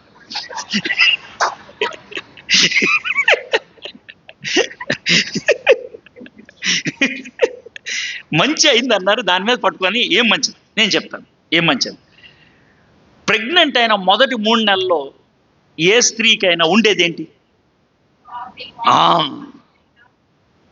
Morning sickness. అర్థం? మరియమ్మ ఒకవేళ నజరేతులోనే ఉంటే మొదటి 3 నెలల్లో ఏమైండేది? ఇరుగు పొరుగు తెలిసి ఉండేది. తెలిస్తే ఏం చేసి ఉండేవాళ్ళు? చంపేసి ఉండేవాళ్ళు. దేవుడు అక్కడికి తీసుకెళ్ళి సింపుల్గా ఈ ప్రాబ్లం సాల్వ్ చేశాడు. చాలా సింపుల్గా. ఎలిజబెత్ అమ్మ దగ్గరికి వెళ్ళింది, ఆవిడ కూడా వాంతులు చేసుకొని, సీనియర్ వాంతులు ఆవిడ బయటపడింది. ఇప్పుడు ఈవిడ జూనియర్ వాంతులు. అర్థమైందా? చాలా సింపుల్గా. అంటే నేను ఏమన్నానంటే, దేవుని వాక్యాన్ని చదివాడు కొంచెం బుర్ర ఉపయోగించి అన్ని కోణాల్లో తెలుసుకుంటా అంటే ఎవరు అర్థమవుతుందో చూద్దాం. సింపుల్గా చెప్పాలంటే, దేవుని వాక్యమందు విశ్వాసం ఉండి దేవుని మాటను నమ్మి మనం ప్రవర్తిస్తున్నప్పుడు తెలిసి కొన్ని సమస్యలు పోతాయి, తెలియకుండా కూడా కొన్ని సమస్యలు పోతాయి. మీకు అర్థమవుతుందా? తెలియకుండా కూడా. సరే, ఏమైందో చూద్దాం. ఎలిజబెత్ 41 వచనం. మరియమ్మ యొక్క వందనము వినగానే ఆమె గర్భంలో శిశువు గంతులు వేసింది. అంతటా ఎలిజబెత్ పరిశుద్ధాత్మతో నిండుకొందే, బిగ్గరగా ఇట్లను. ఎలిజబెత్కి ఏమైంది? చెప్పండి, ఆవిడందే. అంటే పరిశుద్ధాత్మతో నింపబడినప్పుడు ఎలిజబెత్ మాట్లాడే మాటలు ఎవరి మాటలు? అర్థమైంది కదా? సింపుల్. నా కడుపులో ఉన్న బాబు గంతులేసాడంటే ఆడికి గంతులేస్తాడా, ఆడికి నడవటం వచ్చా అనొద్దు. దాన్నే చైల్డ్ కిక్కింగ్ అంటారు. అంటే 6 నెలలు దాటిన తర్వాత, 5 నెలలు దాటిన తర్వాత పిల్లలు కొడతారు కాలుతో. అలాగా గంతులేసింది. ఓకే, జరిగింది. ఇప్పుడు పరిశుద్ధాత్మ మాట్లాడుతున్నాడు ఎవరి ద్వారా? ఎలిజబెత్ ద్వారా. 42 వచనం. స్త్రీలలో నీవు మరియమ్మ ఎవరు? ఎవరిలో? ఏ స్త్రీలు? ఎక్కడ మొదలు పెట్టాలి మనం?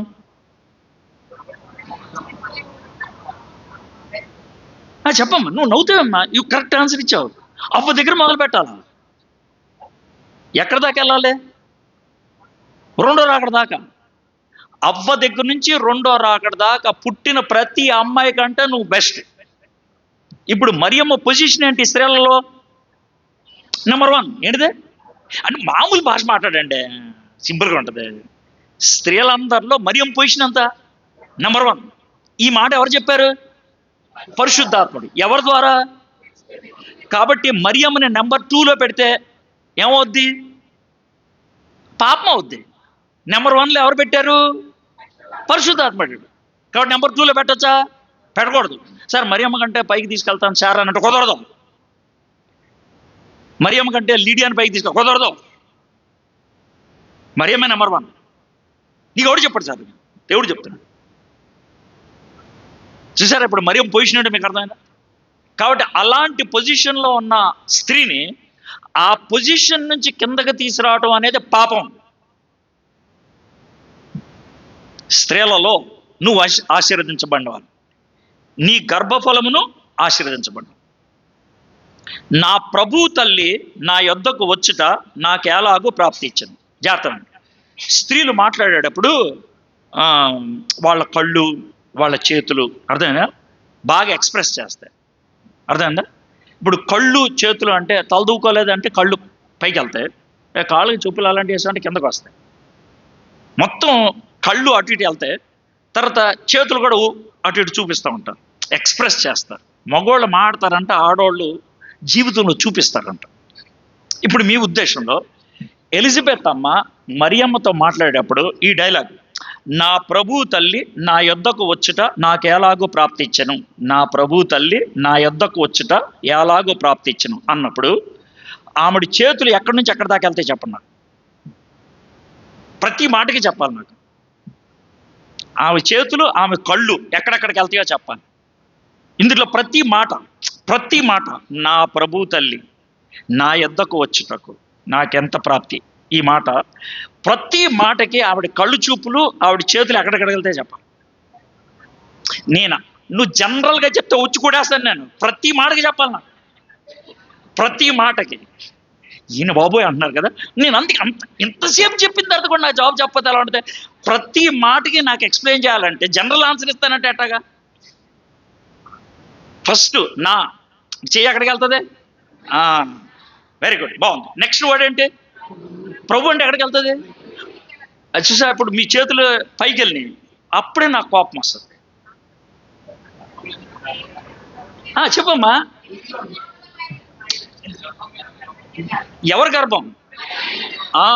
నా అన్నప్పుడు ఇక్కడ, ప్రభు అన్నప్పుడు ఇక్కడికి వెళ్తుంది, మరియ దగ్గర. తల్లి అంటే ఎక్కడికి వెళ్తుంది? మరియ ఫేస్. అంటే మరియ కడుపులో ఉన్నటువంటి బిడ్డ, జాగ్రత్తగానండి, ఎలిజబెత్కి ఏమవుతాడు? ప్రభు. నీకు అర్థమైందా? నీకు అర్థమైంది? అయితే ఇది నెమ్మదిగా చదవటం అంటే, ఇది నెమ్మదిగా చదవటం అంటే, నీ కడుపులో ఉన్నవాడు నాకు బామర్దవడం, అల్లుడవడం, అర్థమైందా? ప్రభు అవుతాడు. ఆవిడ అన్నమాట అది. ప్రభు అంటే నాకు బామర్దిని కంటున్నావా, లేకపోతే అల్లుడిని కంటున్నావా, ఇలా డైలాగులు వేస్తారే, అలాగా మరియమ్మని చూసి ఎలిజబెత్ అన్నటువంటి మాట ఏంటి తెలుసా? నువ్వు కనేది నా ప్రభువుని. నా ప్రభు. చూసారు ఎంత క్లారిటీ వచ్చింది సార్? సింపుల్గా, నా ప్రభు తల్లి నా యొద్దకు వచ్చి నాకు ఎలాగ ప్రాప్తి ఇచ్చింది అన్నప్పుడు ఈవిడేమంటుంది తెలుసా? నేను అయోగ్యురాల్ని, నేను వేస్ట్ దాన్ని, నేను పనికిమాలిన దాన్ని, అలాంటి నా దగ్గరికి నా ప్రభు తల్లి రావడం ఏంటి అని అంటే, మరియమ్మని ఏ స్థాయికి తీసుకెళ్ళింది? చూసారమే గారు, ఆ స్థాయిలోనే ఉంచుతాం, అక్కడే ఉంచుతాం. నెక్స్ట్, ఇదిగో నీ శుభవచనము నా చెవుని పడగానే నా గర్భంలో శిశువు ఆనందంతో గంతులు వేసింది. ప్రభు ఆమెకు తెలియజేయించిన మాటలు, ప్రభువు ఆమెకు తెలియజేయించిన మాటలు. ఆమె ఎవరు ఇక్కడ? మరియా. ఎవరు? ప్రభు ఆమెకు తెలియజేయించిన మాటలు సిద్ధించిన కనుక నమ్మిన ఆమె ధన్యురాలు. ఎవరు నమ్మింది? నమ్మింది కాబట్టి ఆవిడ ఏమైంది? నమ్మకపోతే ఏమవుద్ది? దరిద్రురాలు. ఇప్పుడు మీకు అర్థమైందా? ఇప్పుడు ఆవిడికి ధన్యత తీసుకురావడానికి కారణం ఏంటి? నమ్మకం. నమ్మకం, ఫెయిత్. అంటే చిన్న చిన్న పదాలే, ఎంత సాలిడ్ ట్రూత్ తెలుసా? ఆవిడ ఉత్తిన ధన్యురాలు అయిపోలా. దేవుడు ధన్యురాలు అవ్వడానికి అవకాశం ఇచ్చాడు, అవకాశాన్ని ఆమె వినియోగించుకుంది, విశ్వసించి ధన్యురాలైంది. నువ్వు ధన్యురాలు లేకపోతే ధన్యుడు అవ్వలేదంటే కారణం దేవుడు నీకు ఇచ్చిన అవకాశాన్ని పాడేశావు. అందుకే దరిద్రుడు అంటారు. దరిద్రుడు అంటే ఏంటంటే వచ్చిన అవకాశాన్ని పోగొట్టుకున్నాడని. దీనుడు అంటే ఏ అవకాశం లేనివాడని. ధన్యుడు అంటే అవకాశాన్ని బాగా చేసుకున్నాడు. 3 దాలు గుర్తుపెట్టుకోండి. ధన్యుడు అంటే అవకాశాన్ని వినియోగించుకున్నాడు. దీనుడు అంటే పాపం వాడికి ఏం రాలా. దరిద్రుడు అంటే వచ్చిందాన్ని వదిలేసుకున్నాడు. చాలా క్లారిటీ. ఈమె ధన్యురాలు. అయిపోయిందా? నెక్స్ట్, అప్పుడు మరియ ఇట్లా. ఇప్పుడు ఎవరు మాట్లాడుతున్నారు? నా ప్రాణము ప్రభువును కనపరుచున్నది. ఇప్పుడు కూడా చేతులు ఎక్కడెక్కడ పెడతారు చెప్పండి? నా ప్రాణము ప్రభువుని. ఫస్ట్ ఇక్కడ పెట్టేది, మీరు ఆవేశం ఇక్కడికి వెళ్ళిపోతుంది పొట్ట చెయ్యి మీదే. నేను చూసా, ఫస్ట్ ఇక్కడ రావాలి. నా ప్రాణము ప్రభువుని. నా ప్రాణం ఎక్కడ లేదు, ఎక్కడ ఉంది? ప్రభు ఎక్కడ ఉన్నాడు? నేను ఎందుకు చెప్తానంటే, ఇప్పుడు మరియమ్మ కడుపులో ఉన్న ఆయన మరియకి ఏమవుతాడు? చెప్పండి అమ్మా. మీరు అది కాదయా, ఇప్పుడు చిన్న స్టేట్మెంట్ వేసి కింద క్వశ్చన్ అడిగితే అమ్మ నేను బట్టి చూడలేదు అన్నటువంటి ఎలాగా? కొంచెం కూడా బుర్ర పైకిచ్చారు మీరు అసలు. ఒరే బాబు, ఏం మనుషులేవా ఈ నారాయణ? ఈ బడిలో ఇక్కడి నుంచి ఇక్కడ దాకా అలవాటు అయిపోయి అసలు ఆలోచించే వ్యవస్థే లేదు అసలు. గంగిరెద్దులు అంటారు అందుకని. సరే, నా ప్రాణం ప్రభువును కనపరుచున్నది. ఆయన తన దాసురాలి దీనస్థితిని కటాక్షించిన. నా ఆత్మ, జాగ్రత్తమండి, నా ఆత్మ నా రక్షకుడైన దేవుని యందు ఆనందించను. సర్వశక్తిమంతుడు నాకు గొప్ప కార్యములు చేశాను గనుక ఇది మొదలుకొని అన్ని తరముల వారు నన్ను ధన్యురాలు అని అందరు. ఇప్పుడు చూడండి, నా ప్రాణము ప్రభువు కనపరిచి ఉన్నది. ఆయన తన దాసురాలి దీనస్థితిని కటాక్షించిన. నా ఆత్మ నా రక్షకుడైన దేవుని యందు ఆనందించను. ఇప్పుడు దాకా మళ్ళీ చదువుతాను, 3 లైన్లు చదువుతాను. జాగ్రత్త, 3 లైన్లు చదువుతాను. ఒక్క ప్రశ్న అడుగుతాను, 3 లైన్లు అడుగుతాను, చదువుతాను, ఒక ప్రశ్న అడుగుతాను. ఆ ఒక్క ప్రశ్న మీరు జవాబు చెప్పాలి. ఆ 3 లైన్లోంచి మళ్ళీ చదువుతాను, వినండి. నా ప్రాణం ప్రభువుని గనపరుచున్నది. ఆయన తన దాసురాలి దీనస్థితిని కటాక్షించను. నా ఆత్మ నా రక్షకుడైన దేవుని యందు ఆనందించెను. ఈ 3 లైన్లు మరియమ్మ కడుపులో ఉన్న వాణ్ణి ఎన్ని రకాలుగా చూసింది.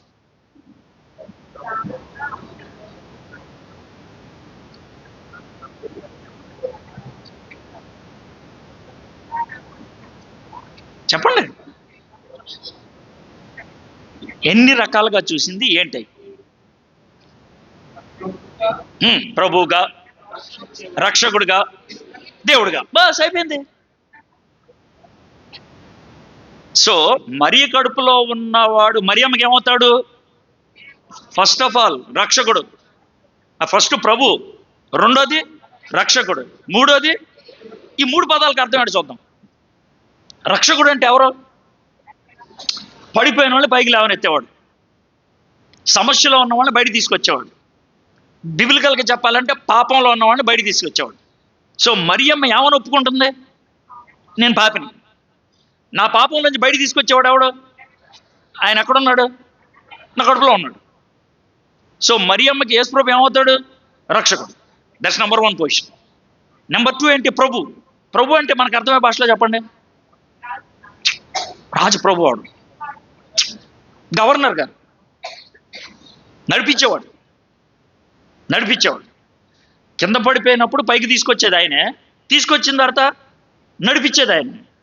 ఇక 3వది ఏంటి? దేవుడు, అందరికంటే పైన ఉండేవాడు ఆయన ఎల్లకాలం. ఈ 3 నా కడుపులో ఉన్నవాడు అని ఎవరు చెప్తున్నారు? మరియమ్మ. సో ఇప్పుడు మరియమ్మ దేవుడా? ఎందుకు కాదు? ఆవిడేమని ఒప్పుకుంది? నాకు రక్షకుడు కావాలని ఒప్పుకుంది, నాకు ప్రభు కావాలని ఒప్పుకుంది. కాబట్టి ఆవిడ దేవుడు ఎలా అవుద్ది? అవదు. అయితే మరియమ్మ ధన్యురాలా? ఎస్. దేవుడా? క్లారిటీ వచ్చింది అప్పుడే. మరియమ్మ నెంబర్ 1? ఎస్. ఎందులో నెంబర్ 1? సూపర్. సో ఆ క్లారిటీ వచ్చేయాలి మనకి పక్కా. ఆ క్లారిటీ వచ్చేస్తే గొడవ ఉండదు, ఇంకేముండదు. సర్వశక్తి మంత్రుడు నాకు గొప్ప కార్యము చేశాను అంటే ఈవిడ దాంట్లో జరిగిన కార్యం ఎవరి కార్యం? ఎందుకని ఉన్నది ఆ మాట? సర్వశక్తిని కార్యమని ఎందుకని ఉన్నది? అట్లా కాదండి. నేను ప్రశ్న అడిగానంటే ఈరోజు చదివినటువంటి వాక్య భాగంలో నీకు జవాబు ఉంటుందని అర్థం. ఈరోజు చదివిన దాంట్లోనే బా అలా కొంచెం ఆలోచిస్తే నువ్వు అసలు ఈయన పక్క పెట్టేసి ప్రసంగికురాలు అయిపోతాం. ప్లీజ్, అంటే నేనేం చెప్తానంటే ఎంకరేజ్ చేస్తున్నాను, మీరు చదవండి బాబు, అట్లా కొంచెం ఆలోచిస్తే సరిపోదు. సో దేవదూత చెప్పిన మాట ఆవిడ బుర్రలో సిట్ అయిపోయింది, కూర్చుని పోయింది అలా. అందుకనే చెప్పింది సర్వశక్తిని నిన్ను కమ్ముకుంటారు, సర్వశక్తి మంతుని యొక్క శక్తి ఇక్కడ రాసి చెప్పింది. ఇంకేమన్నాడు? గనుక ఇది మొదలుకొని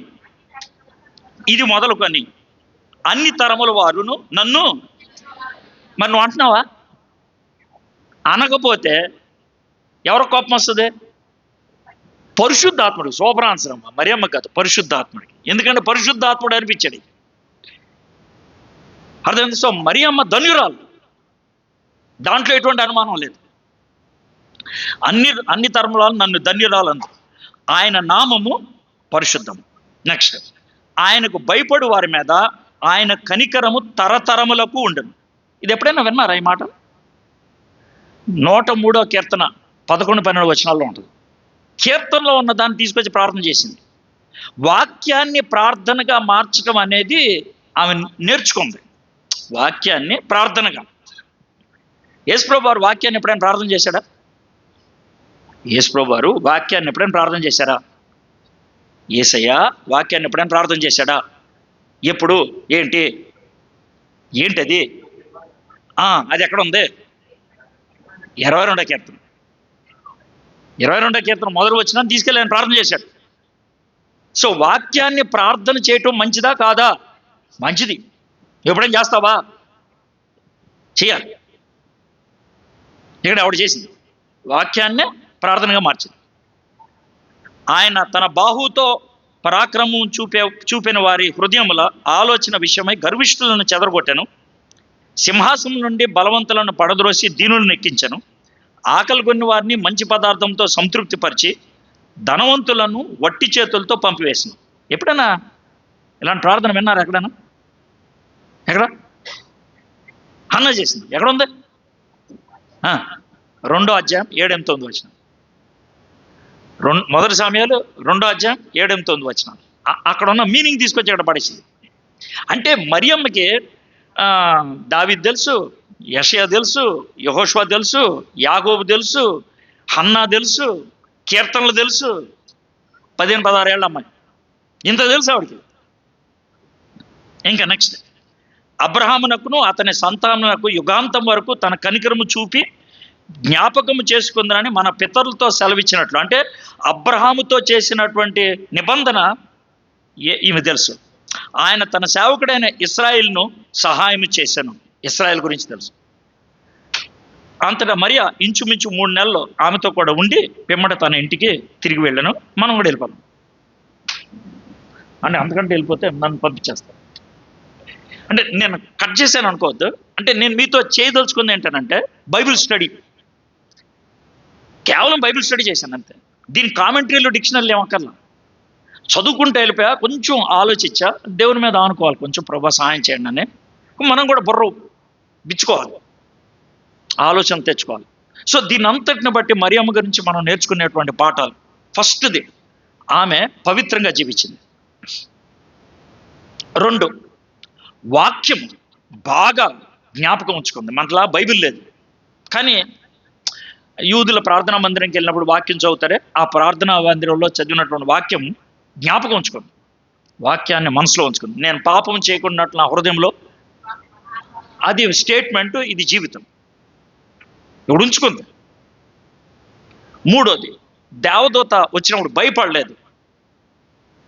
4వది, వెంటనే విధేయత చూపించింది, చావుకి తెగించింది. ఇంప్లిసిట్ ఒబీడియన్స్ అంటారు, తక్షణమే లోబడేటువంటి గుణం ఆవిడకుంది. 5వది, ఊరినే ప్రశ్న అడిగి 5వ దాన్ని మీ దగ్గర నుంచి తీసుకొస్తాను. కొంచెం జాగ్రత్తగా జవాబు చెప్పండి. నేను అడిగిన ప్రశ్న జవాబు చెప్పండి, మీ సొంత జవాబు వద్దు. నేను అడిగిన ప్రశ్న, మరియమ్మకు పుట్టేది ఎవరు? రక్షకుడు, యేసయ్య, లోకరక్షకుడు, ప్రభు, దేవుడు, అంతే కదా? బాగుంది. మరియమ్మకి తెలిసినట్లు, జాగ్రత్త వినండి, మరియమ్మకి తెలిసినట్లు, మళ్ళీ వినండి, మరియమ్మకి తెలిసినట్లు ఎలిజబెత్కి పుట్టేది ఎవరు? నేను అదే అన్నాను. నేను 3 సార్లు చెప్తే కూడా మీరు నా ప్రశ్నకు అర్థం చేసుకోండి. మరియమ్మకి తెలిసినట్లు ఎలిజబెత్ అమ్మకు పుట్టేది ఎవరు? మరియమ్మకి తెలిసినట్లు, ఇక్కడ దాకా మనం చూసిన భాగానికి మరియమ్మకి తెలిసినట్లు 6వ నెలలో గర్భవతిగా ఉన్నటువంటి మరియమ్మ, అదే ఎలిజబెత్ దగ్గరికి వెళ్ళినప్పుడు మరియమ్మకి తెలిసినట్లు ఎలిజబెత్కి పుట్టేది ఎవరు? గట్టి చెప్పండి. ఒక అబ్బాయి పుట్టేదెవరు? ఎలిజబెత్కి పుట్టేదెవరు? ఆడి బాప్తిస్మిచ్చి యోహాను అవుతాడని, ఆడి మహానుభావుడు అవుతాడని ఎక్కడ తెలుసా ఆవిడికి? తర్వాత తెలిసింది. అప్పుడు తెలుసా? తెలియదు. సో ఎలిజబెత్కి పుట్టేదెవరు? మరియమ్మకు పుట్టేదెవరు? ఎవరు గొప్పవాళ్ళు ఇందులో? లోకరక్షకుడు. కాబట్టి ఇది ఇద్దరు తల్లుల్లో ఎవరు గొప్పవాళ్ళు? అయితే ఎవరి దగ్గరికి వెళ్ళాలి లెక్క ప్రకారం? కానీ ఎవరి దగ్గరికి వెళ్ళారు? ఎందుకంటావా? చాలా సింపుల్, తగ్గింపు, చాలా తగ్గింపు. నేను లోకరక్షకుడిని కనబోతున్నాను, ఆవిడ మామూలుగానే ఒక చిన్న మెసేజ్ పంపించలేరా అని ఈవిడ వెళ్ళింది. దేవునిలో ఎంత బాగా ఎదిగితే అంతగా అణిగి ఉండడానికి ఇష్టపడతాం. అది మరియమ్మ జీవితంలో చాలా అద్భుతమైనటువంటి ఉదాహరణ. So she's a great lady, but she's not God. Okay, so Mariyamma నుంచి ఆ పాఠాలను మనం నేర్చుకుందాం. ఇంప్లిసిట్ ఒబీడియన్స్ నాకు మరియమ్మలో బాగా నచ్చేది. తక్షణమే లోబడింది. సాక్రిఫిషియల్ ఒబీడియన్స్, చావుకి తెగించి ఆమె లోబడింది. వాక్యానికి అనుగుణంగా తన లోబడే జీవితాన్ని కలిగి ఉంది. ఓకే, ప్రార్థన చేసుకుందాం. మా దేవా, మరియమ్మ గారి జీవితాన్ని నుంచి మీరు మాకు నేర్పించిన పాఠాలకే మీకు వందనాలు ప్రభా. ప్రతి సంవత్సరం క్రిస్మస్లో మేము డ్రామాలు వేస్తాం, ఇవన్నీ చూస్తూ ఉంటాం, కానీ కొద్దిసేపు అలాగ ధ్యానం చేసి వాక్యంలో ఉన్నటువంటి మేము నేర్చుకోగలిగే పాఠాలు నేర్చుకోవడానికి ప్రయత్నం చేయగలిగితే సహాయం చేయండి. మరియమ్మ గురించి ధ్యానం చేసాం, అలాగే యోసేపు గురించి గొల్లల గురించి, జ్ఞానుల గురించి, ఈ విధంగా ప్రభా ప్రతి ఒక్కరి క్యారెక్టర్స్ నుంచి మేము నేర్చుకోగలటకు, సన్నివేశాల నుంచి నేర్చుకోగలటకు సహాయం చేయమని యేసు నామములో ప్రార్థన చేయించున్నాం తండ్రి.